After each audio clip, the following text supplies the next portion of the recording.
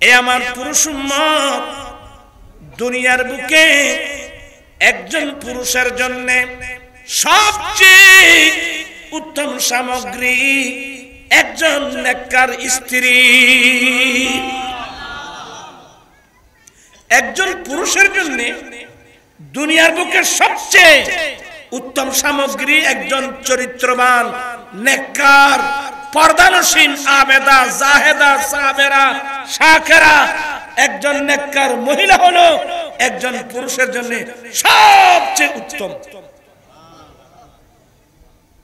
Building না, আপনি building দিয়ে কি করবেন? আপনার লাইফে, আপনার জীবনে যদি একজন চরিত্রবান, পর্দানসীন একজন মেয়েকে যদি আপনি জীবন সঙ্গিনী হিসেবে পান, ফুটপাতের মধ্যে তাবু বেড়ে মধুর সংসার করে আপনি চলে যেতে পারবেন। আর খোদাই না করুক দুচ্চরিত্রের মেয়ে, যদি দুচ্চরিত্রের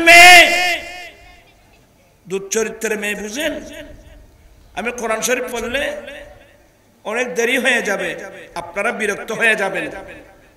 দুচ্চরিত্রের মেয়ে যদি আপনার জীবন সঙ্গিনী হয়, আপনি হাজার হাজার কোটি টাকার মালিক হলেও আপনাকে খেঁদে খেঁদে কবরস্থানে যাওয়া ছাড়া বিকল্প কোনো পথ থাকবে না। আপনারা জানেন, আমি নাম বলছি না, কিন্তু বর্তমান চট্টগ্রামে এমন এমন বড় বড় পয়সাওয়ালা, হাজার হাজার কোটি টাকার মালিক, ফ্যাক্টরির মালিক, সোনালী, রূপালী, ফুয়ালি ব্যাংকের হিসেব করতে করতে রাতের 3টা-4টা বাজে। গভীর রাতে ঘরে গিয়ে একটু আরাম বিশ্রাম নিতে পারছে না, খেঁদে খেঁদে ঘুমাতে হচ্ছে। তো আপনারা, আমি অনুরোধ জানাবো, বেশি ওয়াজের দরকার নেই, ওয়াজ কি করবেন আপনি? আপনারা নেককার চরিত্রবান মেয়ে তালাশ করবেন, আর নেককার পরহেজগার মেয়ে পাওয়া তো মুশকিল। পাওয়া মুশকিল মানে মেয়েদেরকে যে তালিম দেওয়া দরকার, কোন কোন পুরুষকে দেখা দেওয়া হারাম, বর্তমানে কয়জন মহিলা আছে মসলাটা জানে? কোন কোন পুরুষকে দেখা দেওয়া আল্লাহ হারাম করে দিয়েছেন, বর্তমান যুগে মসলাটা জানে কয়জন আছে? আর থাকবে কিভাবে? আমরা মেয়েদেরকে যেগুলো শিখাই না, তো কি করতে হবে? এবার আরেকটা হাদিস পড়ুন। ক্বালা রাসূলুল্লাহ সাল্লাল্লাহু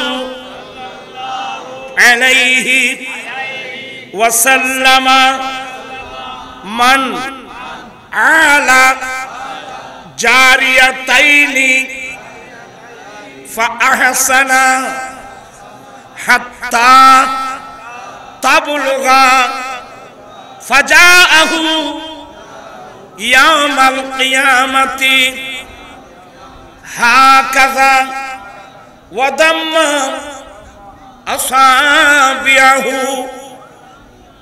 আমার আলা হযরত মুজাদ্দিদে দ্বীন মিল্লাত ইমাম আহমদ রাজা ফাজলে বেরলভী কি বলছেন জানেন? তোরা ফরিত্তারি মানে আল্লাহ না হইতে রে আদে খন মরালয় ফুললে মাই